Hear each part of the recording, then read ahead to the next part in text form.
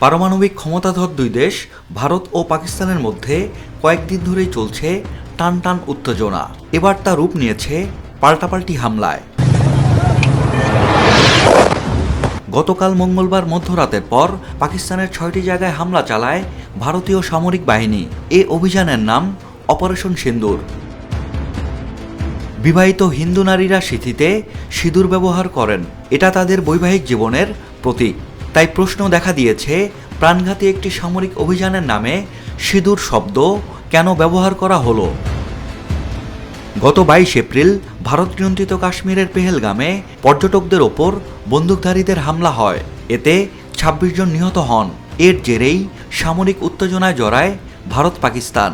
কেননা ভারত দাবি করে এ হামলার পেছনে কলকাঠি নেড়েছে পাকিস্তান। পেহেলগামের হামলায় নিহত ব্যক্তিদের বেশিরভাগ হিন্দু ধর্মাবলম্বী। সেখানে নিহত ব্যক্তিদের বিধবা স্ত্রীদের কথা মাথায় রেখে গতরাতের অভিযানের নাম রাখা হয়েছে অপারেশন সিঁদুর।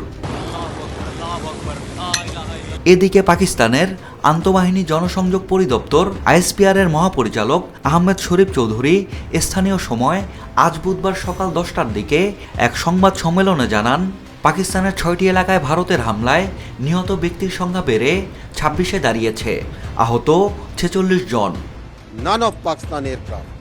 অন্যদিকে ভারতের পক্ষ থেকে বলা হয়েছে, সীমান্ত এলাকায় পাকিস্তানি বাহিনীর নিক্ষেপ করা গোলার আঘাতে অন্তত 7 বেসামরিক ব্যক্তি নিহত হয়েছেন, আহত হয়েছেন আরও 35 জন।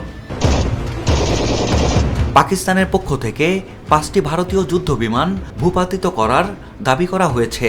পাকিস্তানি সামরিক বাহিনীর মুখপাত্র জানান, এর মধ্যে 3টি ফ্রান্সের তৈরি রাফাল, একটি রাশিয়ার তৈরি Su-30 ও অন্যটি MiG-29 যুদ্ধবিমান। Lieutenant general Raghu Srinivasan.